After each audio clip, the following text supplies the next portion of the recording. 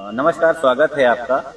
और आज हमारे साथ हैं भारत जोड़ो यात्रा में अमेठी जनपद के यात्रा करने वाले संजय कुमार जी। संजय कुमार जी जो हैं सिविल सोसाइटी से यात्रा कर रहे थे भारत जोड़ो यात्रा में राहुल गांधी जी के साथ। एक तो कांग्रेस के लोग या जो भी राहुल गांधी के समर्थक थे वो इस यात्रा में शामिल हुए थे। कश्मीर से कन्याकुमारी से कश्मीर तक जो यात्रा थी उसमें शामिल हुए थे। उसमें से उन्हीं के साथ एक संगठन चल रहा था जो सिविल सोसाइटी का संगठन था, जिसके अंदर लेखक थे और जो भी सिविल सोसाइटी के लोग थे उनके साथ चल रहे थे। वो योगीआनंद जी की अगुवाई में चल रहे थे। तो अमेठी के रहने वाले संजय जी हैं हमारे साथ। ये सोशल एक्टिविस्ट हैं और जय किसान आंदोलन से जुड़े हुए हैं। तो आइए हम उनसे बात करते हैं। आप तो लाइव हैं हमारे चैनल पे। तो सर बताइए कि कैसा रहा एक्सपीरियंस आपका? भारत जोड़ो यात्रा का एक अलग ही एक्सपीरियंस रहा जी। और इसमें जो सबसे बड़ा अनुभव और जो सबसे बड़ी अचीवमेंट थी वो ये थी कि इस देश में पिछले 9 साल से जो निराशा का माहौल था, भारत में 2014 में जब से नरेंद्र मोदी की सरकार आई, सारी राजनीतिक पार्टियां एकदम संवेदन शून्य हो गई, यहाँ कहें कि मूर्छित अवस्था में थी और जनता अपने प्रश्नों को लेकर, अपनी समस्याओं को लेकर बिल्कुल निराश थी। तो भारत जोड़ो यात्रा का जो सबसे बड़ा प्रतिफल रहा वो ये रहा कि लोगों में एक लोकतंत्र के प्रति आशा का भाव जगा है। तो आपको क्या लगता है कि जिस मुद्दे को लेकर राहुल जी चले थे वहां से, क्या उसमें सफल हो पाए हैं? मुद्दा तो नफरत छोड़ो भारत जोड़ो का था। तो जिस तरीके से राजनीतिक सत्ता पर कायम रहने के लिए भाजपा ने पिछले 8-9 साल में जो युक्तियां अपनाई हैं, उससे देश में एक अस्थिरता और अविश्वास का भाव पनपा। और चूंकि पूर्व में जो राजनीतिक पार्टियां सत्ता में रहीं, उनके जो कुकर्म थे, उन्होंने जो घपले घोटाले किए थे, उन कुकर्मों की सारी फाइल इस समय भाजपा के पास है। तो इसलिए उमा दारू जोशित की नाई सब नचावें इन्हीं गोसाई। तो सारी राजनीतिक पार्टियों पर भाजपा ने एक दबाव बना रखा था कि वो कुछ भी करे, देश के चाहे महंगाई का मुद्दा हो। अब आप देख लीजिए कि 2014 के पहले अगर 50 रुपए गैस सिलेंडर का दाम बढ़ता था तो पूरे देश में हल्ला मचता था, और वो अकेली राजनीतिक पार्टी थी भाजपा। या कोई छोटी सी घटना हो जाती थी, निर्भया कांड हुआ दिल्ली में, वो पूरे देश में चला। आज उससे बड़ी बड़ी घटनाएं हो गई। 400 रुपए का सिलेंडर था 2014 में, आज 1100 और 1200 का हो गया। लेकिन या तो किसी राजनीतिक पार्टी ने मुद्दे को उठाया नहीं, या उठाया तो वो आया नहीं। क्यों नहीं उठाती? ऐसा क्या डर है, क्या खौफ है क्या? देखिए, 2 कारण है जी। लोग बोलते हैं, उनकी आवाजें बंद हो जाती हैं, उनके अंदर इतनी सामर्थ्य नहीं है वो खुल के बोलें। विपक्षी पार्टियां, हमने उत्तर प्रदेश में देखा कि अगर किसी मुद्दे पर वो आंदोलन करना चाहते हैं, उनके कार्यकर्ता चलना चाहते हैं, तो घर से निकल भले जाएं, वो अपने लक्ष्य तक नहीं पहुंच पाते हैं। तो ये उनकी कमजोरी है, राजनीतिक पार्टियों की कमजोरी है। और ये भाजपा की सफलता है कि सरकार में रहते हुए वो अपने विरुद्ध कोई भी आंदोलन नहीं करने सफल होने दे रही है। ये अलोकतांत्रिक है, लेकिन ये भाजपा की सफलता है। तो क्या आपको लगता है कि देश बदलेगा? देखिए, देश बदलेगा या देश की राय बदलेगी? देश की राय बदलेगी। जैसे अब भाजपा का नारा है 80-20 का, मतलब जिससे वो वोट पाती है, क्योंकि प्रजातंत्र में जो राजा है वह उसी की बात मानी जाएगी। लोग वोट देते हैं बीजेपी को, सरकार बनाते हैं, तो जाहिर सी बात है कि लोग बहुमत में उन्हीं को मानते हैं। तो उसमें विपक्ष कहाँ है? प्रजातंत्र में जो राजा है लोग उसी की बात मानते हैं। इस प्रश्न को आपको सीधा करना पड़ेगा। प्रजातंत्र मतलब लोकतंत्र जिसको कहते हैं, प्रजातंत्र से जो बेहतर परिभाषा है, जो सही परिभाषा, वो लोकतंत्र है। लोकतंत्र में लोक ही राजा है जी, क्योंकि राजा नहीं है। तो क्या ये जब राजा हुआ करता था जी जी तो मंत्री हुआ करता था। ठीक है, तो आज राजा जो है वो जनता है, नहीं लोकतंत्र है। लोकतंत्र है, और लोकतंत्र में जी वो प्रधानमंत्री है। जी तो इस विमर्श को भी सीधा करना पड़ेगा। और आज लोकतंत्र पर जी तंत्र हावी है, जी गणतंत्र पर तंत्र हावी है। ठीक है, तो इस समय जो जरूरी चीज है वो रिक्लेमिंग द रिपब्लिक है, गणतंत्र की पुनर्स्थापना की भारत को एक आवश्यकता है। और उस दिशा में इस यात्रा ने एक आशा की किरण जगाई है। तो पब्लिक क्या जगेगी क्या? मतलब आपको क्या लगता है कि जैसे मान लिया यहाँ के आईएएस है, पीसीएस है, वो अपने आप को वो वही शासन कर रहे हैं। सरकार तो ऐसे ही है कि मतलब बाबा है, उनको मंदिर वो जाते हैं, वो उनका अलग हिसाब है। सरकार जो है वो ब्यूरोक्रेट्स चला रहे हैं, और ब्यूरोक्रेट्स ही अपने आप को राजा समझे हैं, तानाशाह समझे हुए हैं। जनता आज भी उनकी निगाहों में नौकर है, जबकि नौकर वो खुद हैं। तो क्या ये बदलाव आएगा? जनता इस बिल्कुल सही, बिल्कुल सही प्रश्न है आपका जी कि 26 जनवरी 1950 जी जब भारत का संविधान लागू हुआ, जी उस समय सारे विशेषाधिकार फ्रीज कर दिए गए। अर्थात अंग्रेज की जो शासन व्यवस्था थी वो कलेक्टर जी जो है वो प्रजा पर राज करता था। हाँ लेकिन 1950 26 जनवरी को जब हमारा गणतंत्र लागू हुआ, उस दिन से ये सारे कलेक्टर या कोई भी अधिकारी, यहाँ तक कि इवन नेता, प्रधानमंत्री, ये सब लोक सेवक हैं। हाँ लोक सेवक हैं। तो लोक सेवक की पूरी जवाबदेही जी जनता के प्रति, वो जनता के प्रति है, लोक के प्रति है। जी जी लेकिन हम इसको व्यवहारिक रूप में नहीं देख रहे हैं। हम किसी भी ऑफिस में जाएं या विधायक, जनप्रतिनिधि जीत जाता है तो वह अपने आप को वीवीआईपी श्रेणी में ले जाता है, मतलब वो राजा की श्रेणी। ये लड़ाई देश में एक बार 1977 में चली थी, और अन्ना आंदोलन में 2011 के बाद इसकी फिर एक संभावना जगी थी, जिसको डिसेंट्रलाइजेशन, सत्ता का विकेंद्रीकरण के मामले में वो आम आदमी पार्टी का लोकतंत्र आया था। लेकिन वो भी व्यवस्था छली गई या टूट गई। लोकपाल की बात थी, आम आदमी पार्टी ने अपने लोकपाल को ही निकाल दिया, और आम आदमी की बात थी, अब आम आदमी की बात नहीं रह गई, खास आदमी की बात हो गई। तो वो विमर्श, लोकतंत्र जब तक उसको नहीं पाएगा, देश हमारा जब तक उसको नहीं पाएगा, तो वो मांग तो चलती रहेगी, उसके लिए लड़ाई चलती रहेगी, और संघर्ष सच पूछिए तो उसी का है। अब हमें ये बताइए कि जैसे इंदिरा गांधी के जमाने में लोहिया आंदोलन हुआ जी, सत्ता छोड़ो जनता आती है, उसके बाद में सिंहासन खाली करो कि जनता आती है, जनता आती है, ये नारा दिया गया। और इंदिरा गांधी जिनको तानाशाह कहा गया था, उनको जनता ने उखाड़ के फेंका। उसके बाद में कांग्रेस का शासनकाल आया। शासनकाल होने के बाद में जब अन्ना का आंदोलन हुआ, जनता फिर से आई, फिर से एक आंदोलन हुआ।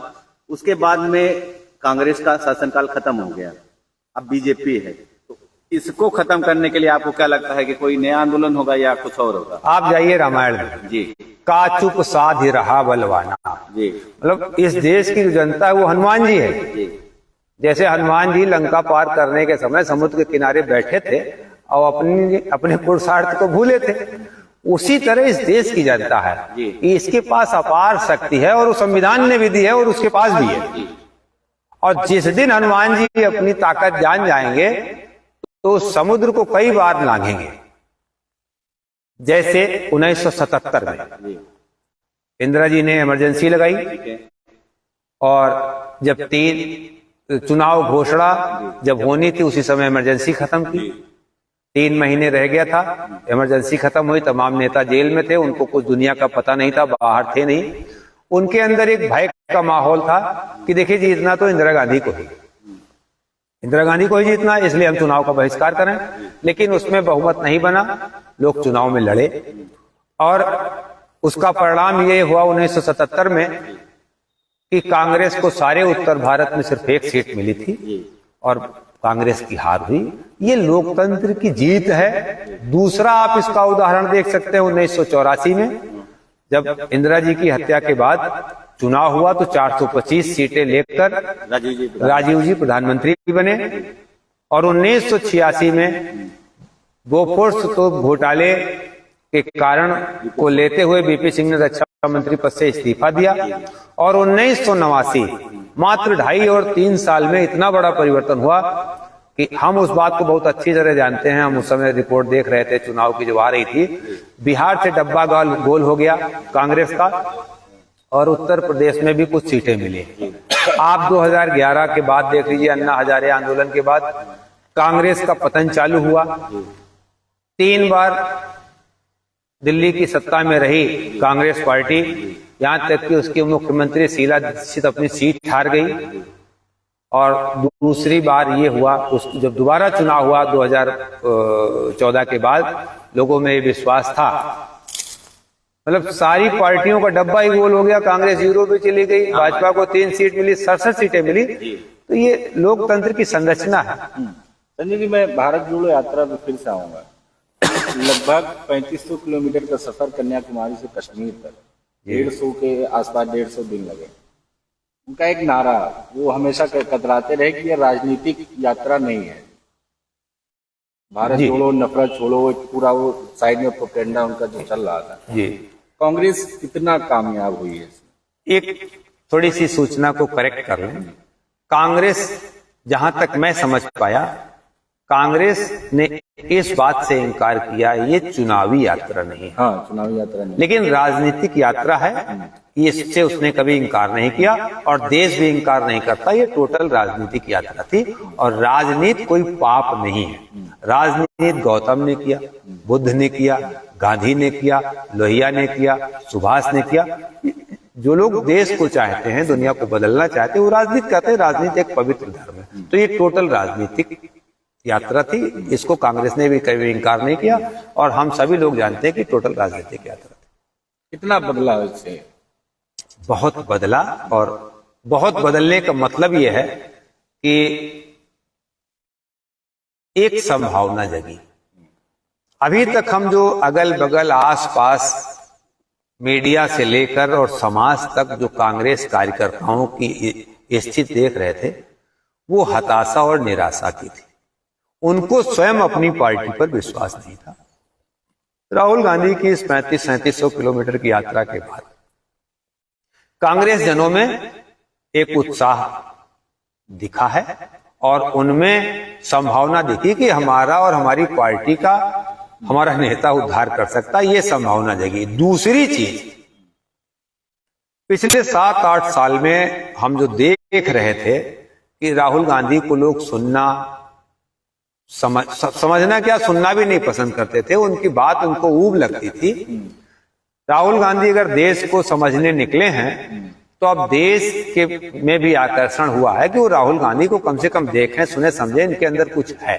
तो ये जो उनकी साधना रही 3700 किलोमीटर की पद यात्रा करने की, देश को समझने की, इसका ये प्रतिफल है कि लोगों में अब ये जिज्ञासा हुई कि लाओ भाई राहुल गांधी के बारे में सोचें, समझें, सुने। नहीं, इसमें यह भी कहा गया है कि जब से यात्रा शुरू हुई है, भाजपा ने आरोप लगाया है कि ये सिर्फ इनकी छवि बदलने के लिए यात्रा निकाली गई है। इनके ऊपर जो टैग लगा हुआ था, अगर हम इस शब्द का इस्तेमाल करें, पप्पू कहा जाता था, उसको सिर्फ हटाने के लिए यात्रा की गई है। इस बात को भाजपा बेहतर समझती है। आपके हिसाब से क्या? इस बात को भाजपा बेहतर समझती है कि उसने जो राहुल गांधी की छवि बनाई थी, उससे ज्यादा कोई दूसरा नहीं समझेगा। तो उसको ये लग रहा था कि उसकी बनाई हुई जो छवि है, उसने जो तमाम कोशिश की, तमाम पैसा खर्चा किया था, उस पे पानी फिर रहा है। तो ये उसकी शंका स्वाभाविक। गांधी मैच्योर हो गए हैं जी, मैच्योर हो गए हैं। हमारी तो यही चाहत है और यही आकांक्षा है कि भारत की राजनीति में जो भी राजनेता है वो मैच्योर होना चाहिए, और अगर वो मैच्योर नहीं है और अपनी मैच्योरिटी की दिशा में काम कर रहा है, तो हमें खुशी होनी चाहिए और हम लोगों को समर्थन करना चाहिए कि जिसके जिसके पास संवैधानिक संसद में जाने का, कानून बनाने का, जनता की बात करने का राइट जनता देती है, उसको मैच्योर होना चाहिए। तो बहुत खुशी की बात है। वो चाहे भाजपा का नेता हो, चाहे कांग्रेस का नेता हो, या अन्य किसी राजनीतिक दल का नेता हो, अगर हमारा जनप्रतिनिधि मैच्योर होकर संसद में पहुंचता है, विधानसभा में पहुंचता है, तो हमारी खुशी की बात है। क्या लग रहा है इसका असर पब्लिक पर कितना पड़ रहा है? गांव की बात करें, यानी एक घर तक इसका मैसेज कितना आपको लग रहा है पड़ रहा है? हमने जो यात्रा में देखा, हमने 3 जनवरी 2023 को दिल्ली से इस यात्रा को ज्वाइन किया और श्रीनगर तक गए। दिल्ली में जब ये यात्रा चली तो दिल्ली से लोनी तक होकर इस यात्रा को आगे उत्तर प्रदेश में इसका स्टॉपेज था। ये यात्रा सुबह 8 बजे के बाद स्टार्ट होने के बाद लोनी क्रॉस करने के बाद ही रुकी। और कारण था, अगर इस यात्रा का बीच में कहीं ब्रेक होता तो बड़ी अव्यवस्था फैल जाती। शायद यही कारण था कि ये यात्रा लगातार 2 बजे तक चलती रही और दोनों तरफ जो जनता का हुजूम था, कांग्रेसी नेताओं का जो था तो था ही, लेकिन लोगों में एक जिज्ञासा थी। दिल्ली से लेकर और उत्तर प्रदेश में लोग उस यात्रा को के प्रति उनका आकर्षण था और देखने के लिए आए। किराए की भीड़, आप किराए की भीड़ कह सकते हैं, लेकिन ये आप कह सकते हैं, लेकिन भाजपा वाले के आरोप लगाए। देखिए भाजपा भाई, मैं उस यात्रा में था। किराए की भीड़, बिना जूता चप्पल पहने आदमी, घर से निकला आदमी अपने खिड़कियों से झांक रहा था। फ्री में खाना खाने जा रहे हैं भाई, जो यात्री थे उनके लिए खाने का इंतजाम था ना। जो इस यात्रा को देखने आ रहे थे उनका तो कोई खाने का इंतजाम था नहीं। यात्रा चली और आगे 25 किलोमीटर में खत्म हुई तो कौन सा ऐसा आदमी है जो यात्रा का दर्शक है जो 25 किलोमीटर खाने के लिए यात्रा के साथ चलेगा? देखिए, सामान्य आदमी 5 किलोमीटर नहीं चल सकता। जो यात्री पद यात्रा कर रहा है वही 15 किलोमीटर 20 किलोमीटर चल सकता है। हर 10 किलोमीटर 12 किलोमीटर पर टेंट लग रहा है, वीआईपी खाने का इंतजाम हो रहा है। कह रहे थे ये सिर्फ एक नाटक दिखावा है, बस ऐशो आराम के लिए यात्रा निकाली गई है। आपको जहां से सूचना आई ये सही नहीं है। हम उस यात्रा के गवाह हैं। हमने लगभग 1000 किलोमीटर पद यात्रा की। उस 1000 किलोमीटर की पद यात्रा में जो यात्रा का प्रतिदिन की दिनचर्या थी उसको आप समझिए। सुबह 6 बजे यात्रा स्टार्ट होती थी। अगर हम 3 जनवरी की बात छोड़ दें और 4 जनवरी से लें तो उस यात्रा का नियम था सुबह 6 बजे यात्रा स्टार्ट होती थी। तो 6 बजे जिस यात्री को यात्रा पर निकलना है, 4 बजे से लोग उठना चालू हो जाते थे, अपनी तैयारी करते थे और 6 बजे मूव कर जाते थे। 10 बजे उसका पहला ब्रेक होता था। इस बीच में 15-20 मिनट का एक टी ब्रेक होता था। तो 15 किलोमीटर, 12 किलोमीटर, 14 किलोमीटर की यात्रा दिन के पहले पारे में चलती थी और दूसरी यात्रा शाम को 3:30 बजे चलती थी। शाम को 7 बजे, 6:30 बजे अपने पड़ाव पे पहुंचती थी। उस बीच में भी एक चाय का ब्रेक होता था। तो 15 किलोमीटर जब यात्रा पहुंचती थी तो वहां पर जाहिर सी बात है यात्री थके होते थे, विश्राम करते थे, उनके भोजन का इंतजाम था। फिर वहीं से शाम को 3 बजे, 3:30 बजे चलते थे। अगली जगह जहां पर यात्रा विश्राम करती थी रात को, वहां भोजन का व्यवस्था होता था। तो ये आप कह सकते हैं 10-15 किलोमीटर पे भोजन का इंतजाम था, लेकिन वहां पर उन्हीं यात्रियों के लिए भोजन का इंतजाम था जिनको जो स्टेट यात्री थे या फिर भारत यात्री थे, और उनके सबके आई कार्ड इशू थे। सिक्योरिटी उनको बाकायदे देख के अंदर ले जाए। तो किसी अतिरिक्त व्यक्ति के लिए भोजन का इंतजाम तो वहां था नहीं कि जो आदमी भोजन की लालच में उसमें चलेगा। तो क्या लग रहा है कि हम लोग जैसे सिविल सोसाइटी से चल रहे थे तो हमारे पास एक पहले से फॉर्म आया था ऑनलाइन। जो लोग ऑनलाइन नहीं कर सकते, ऑफलाइन अपना नाम पता लिख के थे, उनकी अप्रूवल होती थी। तो हर यात्री की वहां पर सूचना थी। इतना पैसा कहाँ से आया आप लोगों के पास? नहीं, हमारे पास अगर आप सिविल सोसाइटी की बात पूछें तो उस यात्रा में सिविल सोसाइटी का कुल 12 लाख कुछ हजार, मतलब 13 लाख से कम पैसा खर्च हुआ। तो हमारा तो 6 फरवरी को जब कॉन्स्टिट्यूशनल क्लब में भारत जोड़ो अभियान की वेबसाइट लॉन्च हुई सिविल सोसाइटी की तरफ से, तो वहां पर ये सारा लेखा जोखा दिया गया। तो हमारे पास तो ये पैसा आया। बाकी राजनीतिक पार्टियों के पास तो दुनिया जानती है, राजनीतिक चंदा आता है, उनके पास फंड है, वो कैसे करते हैं? पूरे यात्रा के दौरान ये भी रहा कि कांग्रेस पार्टी पहले अपनी पार्टी को जोड़ ले, भारत बाद में जोड़े। ये किसका प्रश्न है? ये भाजपा वाले आरोप लगा रहे थे कि भाई कम से कम पहले अपना घर संभाले, आस पड़ोस मोहल्ला तो बाद में लेके, पहले घर को तो संभाले, जो टूट रहा है। देखिए, राहुल गांधी ने इस यात्रा को शुरू करने के पहले 22 अगस्त 2022 को दिल्ली के कॉन्स्टिट्यूशनल क्लब में 250 सिविल सोसाइटी के लोगों को बुलाया, जिसमें लेखक थे, पत्रकार थे, बुद्धिजीवी थे, तमाम अलग अलग क्षेत्रों में किसानों के लिए, मजदूरों के लिए, आदिवासियों के लिए अलग अलग इशू पे आंदोलन करने वाले आंदोलनकारी थे, और जिनका भारत के इतिहास में तमाम नाम है। उन पिछले कई दशक से आंदोलन, ऐसे लोग थे, और उन्होंने इस बात की शंका जाहिर की राहुल गांधी से कि भाई आप भारत जोड़ो यात्रा कर रहे हैं, ये आपकी राजनीतिक यात्रा है, आप इससे राजनीतिक माइलेज लेंगे, हम इसमें क्यों जोड़े? ये लोगों के स्पष्ट प्रश्न थे। तो राहुल गांधी ने कहा, इस देश में जो शून्यता का माहौल है, भाजपा अकेले फुल टॉस खेल रही है, चौवा छक्का मार रही है, उसका कोई बॉल रोकने वाला कोई नहीं है, सारे रन आउट हैं, सारी कैच मिस हो रही है। तो इसलिए देश के जो मुद्दे हैं, और खास करके वो जो हिंदू मुस्लिम की राजनीति हो रही है, तोड़ो और राज करो, वोट डालो और राज करो, उसके विरुद्ध हमने इस देश में पद यात्रा करने का मन बनाया है। हमको इस देश का सहयोग चाहिए। कांग्रेस पार्टी इस काम को अकेले नहीं कर सकती है। भले हम इसको कर रहे हैं, लेकिन इसमें सबके सहयोग की जरूरत है। ये राजनीतिक यात्रा जरूर है, लेकिन ये देश के लिए है। तो लोगों ने कहा कि आप तो बहुत कमजोर हैं, और आपका ये रहा है स्वभाव कि आप किसी इशू पे लंबा लड़ नहीं पाई कांग्रेस, और उसने हर मुद्दे को बीच में छोड़ दिया। जनता निराश खड़ी रही, बेसहारा खड़ी रही, क्योंकि विपक्ष ने उसका किसी ने साथ नहीं दिया, और कांग्रेस पार्टी जो सबसे बड़ी पार्टी, उससे भी जनता को निराशा लगी। तो राहुल गांधी ने उन लोगों को आश्वस्त किया कि अगर इसमें कांग्रेस का भी एक कार्यकर्ता नहीं चलेगा, तो मैं अकेले इस यात्रा को पूरा करूंगा, ये मेरी तपस्या है। तब लोगों ने इस बात से सहमत हुआ। और सबसे बड़ी बात यह है कि जो देश अपेक्षा करता है सरकार में सत्ता से, उसकी दूसरी अपेक्षा ये होती है कि जनता की जो बातें छूट रही हैं, उसको राजनीतिक पार्टी सदन में उठाएं और सड़क पे उठाएं, जनता के साथ हो।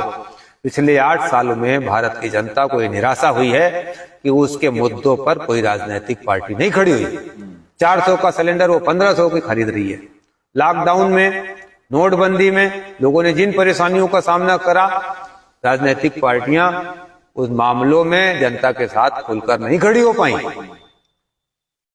तो अगर कांग्रेस ने या राहुल गांधी ने अपने इन राजनीतिक पापों का प्रायश्चित करने के लिए कोई कदम आगे बढ़ाया है, तो सभ्य समाज का फर्ज है कि उसके अपराधों को माफ करे और उसके प्रायश्चित में साथ रहे। शायद हम लोग, सिविल सोसाइटी या मेरे जैसा व्यक्ति जो अमेठी का नागरिक होने के नाते जिसका राहुल गांधी के मामले में 3 धारणा थी, हमारे ये निकम्मा सांसद रहा, गैर संवेदनशील सांसद रहा, भगोड़ा सांसद रहा।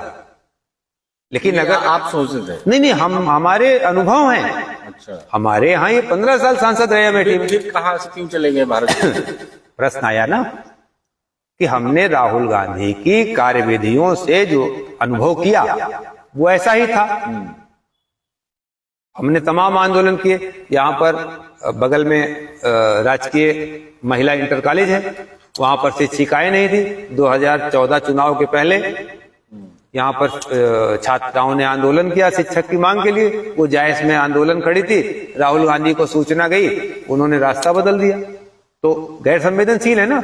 आप सांसद हैं यहाँ के, आपकी केंद्र में सरकार है, आप कम से कम राज्य सरकार से अपील तो कर सकते हैं कि समस्या को दूर करें। तो राहुल गांधी जनता के प्रश्न को नहीं सुनते थे। उनके कान ही उनकी आंख थी। जो उनके कार्यकर्ता बता देते थे, जो उनके पार्टी के लोग बता देते थे, वो उस पर एतबार करते थे। तो आज अगर बताओ राजनेता राहुल गांधी कान के बजाय आंख से देखने के लिए सड़क पर निकले हैं, तो ये अच्छी बात है। भारत का देखिए इतिहास रहा है, अंगुली मार रहे हों, वाल्मीकि रहे हों या अशोक रहे हों, सब ने अपने आप को चेंज किया। तो जब अपने आप को चेंज किया तो महान बने। तो जो व्यक्ति प्रायश्चित करता है या जो व्यक्ति तौबा करता है उसको तो सभ्य समाज माफ करता है और उसके साथ चलता है, उसको अप्रिशिएट करता है, क्योंकि हम व्यक्ति के व्यवहार को तो बदल सकते हैं, व्यक्ति को तो नहीं बदल सकते। तो राहुल गांधी ने अगर कोई सही निर्णय लिया है तो उनके साथ चलना चाहिए। एक चीज और, अभी आपने बात में कहा कि देश जोड़ने के लिए यात्रा है जी, तो इसमें और जो विपक्षी पार्टी है या कई स्टेट से राज्यों से गुजरते हुए आए, विपक्ष में जो इनके साथ देखने में लग रहा है कि हाँ विपक्ष में, लेकिन सपोर्ट नहीं मिला। अखिलेश यादव की बात करें तो उन्होंने पत्र लिख के समर्थन कर दिया, लेकिन 2-3 दिन यात्रा यूपी में रही, शामिल नहीं हुए। मायावती नहीं हुए।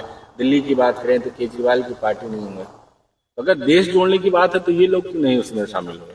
देखिए राजनीतिक पार्टियों की अपनी अपनी मजबूरियां हैं। जैसे पहले चर्चा, देश जोड़ने में नहीं जुड़ सकते। जैसे पहले चर्चा की बात आई कि जब वो सत्ता में थे तो उन्होंने तमाम कुकर्म किए हैं और उन कुकर्म के मुकदमे भाजपा के हाथ में है। किसको पकड़ेगी, किसको छोड़ेगी, किसके घर ईडी जाएगी, किसके घर सीबीआई जाएगी, किसकी कौन सी जांच होगी। तो मजबूरियां हैं राजनीतिक पार्टियों की। और यही कारण है कि पिछले 9 साल से 2014 के बाद से 8 साल पूरा हो गया है, भारत की जनता एकदम अनाथ है, उसके साथ कोई नहीं है। भाजपा की कृपा पे वो जी रही है, चाहे उसको 5 किलो राशन दे, चाहे 1200 का सिलेंडर दे, चाहे नोटबंदी कर दे, चाहे लॉकडाउन लगा दे, चाहे रेल का 2 गुना भाड़ा कर दे, चाहे डीजल का 2 गुना दाम कर दे, चाहे पेट्रोल का 2 गुना दाम कर दे, चाहे मोटरसाइकिल की कीमतें तमाम वृद्धि हो जाए, चाहे महंगाई हो जाए। ये सारे मुद्दे देश के सामने और कोई राजनीतिक पार्टी नहीं बोल रही है। इसीलिए वो लोहिया और जयप्रकाश का समय अब आ गया है कि जब सड़कें सूनी होंगी तो संसद आवारा होगी। संसद के आवारापन में केवल सत्ताधारी राजनीतिक पार्टी नहीं है, विपक्ष भी, जो हमारे एक सांसद चुन के गए हैं, जो हमारे एक विधायक चुन के गए हैं, जो हमारे एक राज्यसभा सांसद हैं, जो एमएलसी हैं, जब संसद आवारा की बात होती है उसमें सब आते हैं जो जनता की बात नहीं करते हैं। इसलिए सिविल सोसाइटी ने निर्णय लिया है 6 फरवरी 2023 को कॉन्स्टिट्यूशनल क्लब दिल्ली में सिविल सोसाइटी ने कांग्रेस की भारत जोड़ो यात्रा से अलग एक भारत जोड़ो अभियान की घोषणा की है। भारत जोड़ो अभियान की वेबसाइट उसी दिन लॉन्च हुई है और ये लंबा कार्यक्रम चलेगा। हम आने वाले 1 साल 1.5 साल के अंदर भारत की राजनीतिक पार्टियों को बाध्य कर देंगे कि वो जनता के मुद्दे पर एक मत हो, एक राय हो। अभी बीच में तमाम चीजें हुई हैं, आपने उसमें जिक्र किया, तमाम आंदोलन हुए हैं और फिर राशन कार्ड और राशन का जो बांट रहे हैं, लॉकडाउन भी आया। इन सब के बावजूद अगर हम 2014 से बात करें, पुलवामा से लेकर और अभी तक बहुत मुद्दे हुए हैं। नोटबंदी हुई तो लगा बस देश बदल जाएगा, जनता परेशान हुई। लॉकडाउन लगा तो जो मजदूर थे वो अपने अपने घरों में पैदल गए, लगा तख्ता पलट हो जाएगा। फिर भी जनता तो भाजपा को ही चुन रही है, सरकार उनकी बन रही है। तो जनता पर असर क्यों नहीं पड़ रहा है फिर, अगर ये चीजें मुद्दे लग रहे हैं आपको? मुझे ऐसा लगता है कि जनता पे असर पड़ रहा है। और आप देखिए उत्तर प्रदेश के चुनाव में 2022 में भाजपा को काफी पिछले चुनाव की अपेक्षा 17 की अपेक्षा बहुत नुकसान उठाना पड़ा। लेकिन ये भारत की या प्रदेश की राजनीतिक पार्टियों का नकारापन है जो हिट विकेट हो रहे हैं। किसानों ने आंदोलन किया, किसी राजनीतिक पार्टी ने साथ नहीं दिया और अंत में भारत सरकार को बाध्य होना पड़ा, उसने अपना कानून वापस लिया। तो किसानों ने यह सिद्ध कर दिया है कि राजनीतिक पार्टी के आप कृपा पर नहीं जी सकते हैं। देश के नागरिक, लोकतंत्र में लोक बड़ा है, न सरकार बड़ी है, न विपक्षी पार्टी बड़ी है, न विधायक बड़ा है, न सांसद बड़ा। और जब लोक जागेगा तो 1977 की पुनरावृत्ति होगी, 1989 की पुनरावृत्ति होगी। इंदिरा गांधी का इतना वर्चस्व था कि 1977 में उसको सारे उत्तर भारत में 1 सीट मिली। 1984 में 425 सीट पाने वाली कांग्रेस पार्टी, तब से आज तक वो फुल बहुमत में सरकार में नहीं आ पाई। और बिहार और उत्तर प्रदेश से तो उसका डब्बा ही गोल हो गया। तो ये भारत की राजनीति है। जब लोक जागेगा तो सारी राजनीतिक पार्टियां और सारे तंत्र का पावर कोई रहेगा नहीं। 2014 के चुनाव में और 2019 के चुनाव में 2023 चल रहा है। अब तक जनता में एक ही सवाल है कि मोदी के सामने कौन? राहुल गांधी भी पूरी तरह से फिट नहीं बैठते, जनता उनको नहीं मान रही है पीएम के ओहदे पर। तमाम और जो चेहरे आते हैं, ममता बनर्जी हो या नीतीश कुमार हो या फिर और जो कभी तमाम लोग हैं। अब क्या लग रहा है कि राहुल गांधी उस मुकाबले पर आ गए, उस बराबरी पर आ गए हैं, जनता जहां पर एक्सेप्ट कर ले कि मोदी का बदल जो है वो राहुल गांधी ही है। देखिए, इस बात को हम ऐसे समझेंगे कि जब हम कभी बाजार में जाते हैं तो आवाज आ रही होती है कि टमाटर 10 रुपए किलो, टमाटर 10 रुपए किलो, और उस बाजार में 10 टमाटर के दुकानदार होते हैं लेकिन कोई हल्ला नहीं मचा रहा होता है। तो मैं जब जाके देखता हूं 10 रुपए किलो टमाटर का जो हल्ला मचा रहा है, उसके ठेले पे सबसे रद्दी टमाटर होता है और वो बाजार में ग्राहक को आकर्षित कर लेता है। तो जो आपने प्रश्न किया कि मोदी वर्सेस कौन, लोकतंत्र में ये प्रश्न राजनीतिक गिरोहों द्वारा जबरदस्ती जनता के मस्तिष्क में और मीडिया में पैदा किया गया। आपके कॉन्स्टिट्यूशन में, आपके संविधान में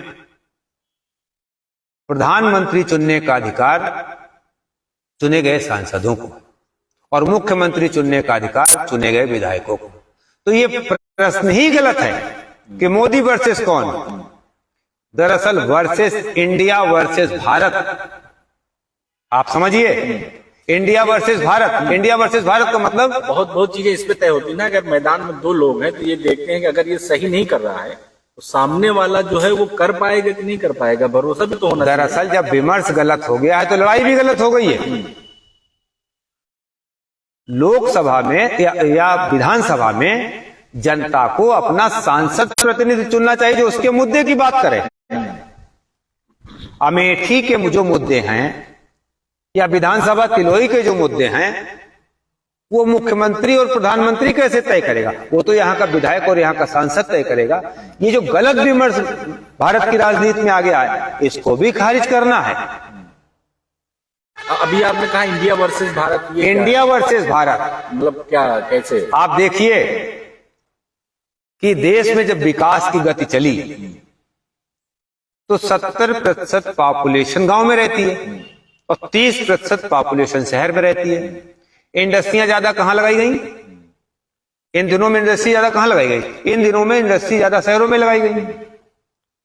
क्यों? इंडस्ट्री में किस चीज की जरूरत है? रॉ मटेरियल की जरूरत हो, लेबर की जरूरत है। लेबर अगर ग्रामीण क्षेत्रों में मिल सकता है तो इंडस्ट्री शहर में क्यों लगाई गई?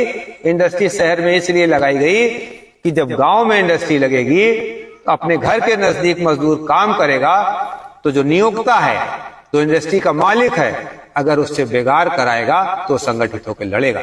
इसलिए अमेठी के, उत्तर प्रदेश के और बिहार के श्रमिक को बम्बई में ले जाके, दिल्ली में ले जाके, लखनऊ में ले जाके, मद्रास में ले जाके मजदूरी कराओ, उसका श्रम का शोषण करो। ये इंडिया वर्सेस। दूसरी चीज, स्कूल कहां बनाए गए? ज्यादा शहरों में बनाए गए। अस्पताल कहां बनाए गए? ज्यादा शहरों में बनाए गए। सड़कों का कहां विकास हुआ? ज्यादा। सारे देश की आमदनी का विकास शहर में क्यों लगाया गया? इसलिए कि गांव से आदमी उपेक्षित होकर शहरों में रोजगार की तलाश में, सुविधाओं की तलाश में गांव से पलायन हो। खुशहाली कब आएगी? जब गांव खुशहाल होगा। जब खेत, किसानों ने क्यों संघर्ष किया? पिछले 30-35 साल में जब से हरित क्रांति आई, इस देश का पेट किसानों ने भरा। 1970 के दशक में देश खाद्यान्न के संकट से जूझ रहा था। हरित क्रांति आई, उसमें सरकार के सहयोग और किसानों के परिश्रम से इस देश को अनाज के मामले में आत्मनिर्भर बनाया गया। लेकिन किसान की आमदनी दिन प्रतिदिन गिरती रही। लाखों किसान आत्महत्या कर चुके हैं, उनके ऊपर कर्ज का बोझ बढ़ा दिया गया। अभी 2023 का जो बजट आया उसमें कर्ज की सीमा बढ़ा दी, जबकि किसान मांग कर रहे हैं पिछले कई सालों से, और उन्होंने एक अपना प्रस्ताव भी दिया कि कर्जा मुक्ति 1.5 दाम। हम मांग कर रहे हैं कि किसानों का कर्जा एक बार पूरी तरह से माफ किया जाए और उनको इस लायक बनाया जाए कि उनकी आय निश्चित हो। और सरकार कह रही है और कर्जदार बनो, तो कर्ज देकर किसी समस्या का समाधान नहीं होगा और लोग कर्ज लेंगे और लोग सरकार के गुलाम होंगे। तो ये इंडिया वर्सेस भारत। आखिरी सवाल है कि अभी जो देश में चल रहा है, धर्मवाद कह लें, राष्ट्रवाद कह लें, हिंदू मुस्लिम कह लें, यानी एक सेंटिमेंट्स के साथ, आस्था के साथ कहीं न कहीं राजनीतिक पार्टियां बहुत ज्यादा इन्वॉल्व हो रहे हैं, उसी पर राजनीति चल रही है, उसी पर सरकार बन रही है। दूसरी तरफ भारत जोड़ो यात्रा के जरिए आप लोग कह रहे हैं कि भाई भारत जोड़ो, नफरत छोड़ो, तमाम चीजें जो आप लगा रहे हैं, मिले कदम जुड़े वतन, इसका तोड़ लग रहा है कि जो है उससे पूरा हो जाएगा। देखिए, दो प्रश्न हैं आपके। पहला प्रश्न तो धर्म वगैरह से है, तो आप समझिए एक बहुत अच्छा, उघरे अंत न होए निबाहु, काल नेम जिमि रावण राहु। सीता का हरण जब हुआ तो किसने किया? रावण ने किया ना। किस वेश में था? रावण तो राक्षस था लेकिन साधु के वेश में था। हनुमान जी जब लक्ष्मण जी को वो लगी थी, मूर्छा लगी थी, जब संजीवनी लेने पहुंचे तो रास्ते में कौन मिला? रास्ते में कालनेम मिला। मारीच सोने का मृग बन के आया था, वो भी राक्षस था। आप इस समय राक्षस आप किसको कहना चाह रहे हैं? आप समझ लीजिए कि जो आदमी आपको भ्रमित करे, जो रास्ता दूसरा दिखाए। तमाम इतिहास आप देख रहे हैं बाबाओं के, कहां जा रहे हैं, एक दो हो तो नाम लिया जाए। तो ये सबसे आसान तरीका है। भारत की जनता भावनाशील है, उसको धर्म की भावना में फंसाओ। तो जो जिसको धर्म आप समझ रहे हैं, धर्म, न्याय, परमात्मा के बारे में जो एक परिभाषा है वो परमात्मा न्यायकारी है। उसमें समानता, सबको समदर्शी से देखता, समदर्शी है, न्यायकारी है। तो जहां पर असमानता की बात होती है, वो चाहे जाति की हो, चाहे धर्म की हो, चाहे लिंग की हो, चाहे क्षेत्र की हो, चाहे प्रांत की हो, चाहे भाषा की हो, जहां पर ये विरोध है वहां पर धर्म नहीं, और वहां पर परमात्मा का भी कोई अंश नहीं है। एक बात। दूसरा प्रश्न आपका था, ध्यान से उतर गया। इसके मुकाबले कि आपके पास तोड़ क्या है इन सब के अलग? बिल्कुल बिल्कुल। देखिए, त्रिविधा बहुत श्रद्धा, देही नाम सा स्वभाव जा, सात्विकी राजसी तामसी चयोताम माम सुन। भगवान कृष्ण ने गीता में ये बात बड़ी स्पष्ट कर दी है कि तीन तरह की भक्ति या तीन तरह की श्रद्धा या तीन तरह के गुण हर व्यक्ति के अंदर कुदरत ने दिए हैं या भगवान ने दिए हैं। नंबर एक, सात्विकी, जो साधु की वृत्ति है, समता, समदृष्टि, साधु की। दूसरा राजसी, जैसे राजा का स्वभाव होता है, जैसे मध्यम वर्ग का है, मौज मस्ती करना, पैसा कमाना, सुख से रहना, सुख भोग करना, ऐश्वर्य में रहना, ये राजवृत्ति। तीसरी तमो वृत्ति है, मतलब ये राक्षसी वृत्ति, जिसका पाओ उसका हड़प लो, झूठ बोलो, अन्याय करो, छल द्वेष दंभ पाखंड झूठ, है ना। ये जो है तामसी वृत्ति है, राक्षसों की वृत्ति है। भगवान ने कहा है कि सबके अंदर होती है। तो अब बढ़ती कौन वृत्ति है? जिसका प्रचार ज्यादा होता है वो बढ़ जाती है। इन दिनों राजनीतिक स्वार्थों में, सत्ता से पैसा, पैसा से सत्ता के मामले में राजनीतिक पार्टियों ने कमोबेश यही काम किया है। जिसका समय था उसने किया, जिसके पास कम ताकत थी उसने कम ताकत से किया, जिसके पास ज्यादा ताकत आ गई उसके पास ज्यादा।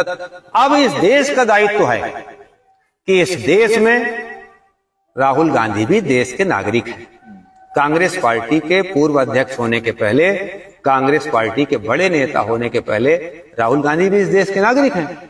अगर नागरिक के रूप में राहुल गांधी कोई बात सोच रहे हैं तो स्वागत योग्य है। तो उन्होंने सोचा है कि इस देश में कुछ चंद नफरती लोग हैं जो उसका प्रचार प्रसार कर रहे हैं, उनका साथ मीडिया भी दे रही है। सोशल मीडिया में भी राक्षसों का एक वर्ग है जो बहुत प्रभावी है, मारकाट की बात करता है। तो क्यों ना हम कोशिश करें कि अच्छी बात करने वाले, प्रेम की बात करने वाले जब लोग हो जाएंगे तो लोगों का प्रेम भी जगेगा। जैसी उर्वरा शक्ति इस मिट्टी में डाली जाएगी, अगर प्रेम की उर्वरक पड़ गई तो प्रेम का पौधा पल्लवित होगा, ईर्ष्या की उर्वरक पड़ गई तो ईर्ष्या का पौधा पल्लवित होगा। तो नफरत के इन दिनों दिखाया। राहुल गांधी ने भी इस बात को स्वीकार किया कि जब वो कन्याकुमारी से चल रहे थे तो उनके मन में था देश में नफरत ज्यादा है, लेकिन जब वो रास्ते में आए तो उनकी परसेप्शन बदली। उन्होंने कहा ना, नफरत तो बहुत कम लोग करते हैं, हम तो जिधर से निकल रहे हैं हर पार्टी के लोग, हर जात के लोग, हर धर्म के लोग बिना भेदभाव के मिलने आ रहे हैं। तो प्रेम है इस देश में, लेकिन जब आप प्रेम बरसेंगे तो प्रेम मिलेगा। ये थे हमारे साथ जय किसान आंदोलन के संजय कुमार जी। आपने हमें इतना सारा समय दिया और खुल के बात की, उसके लिए बहुत बहुत धन्यवाद आपका।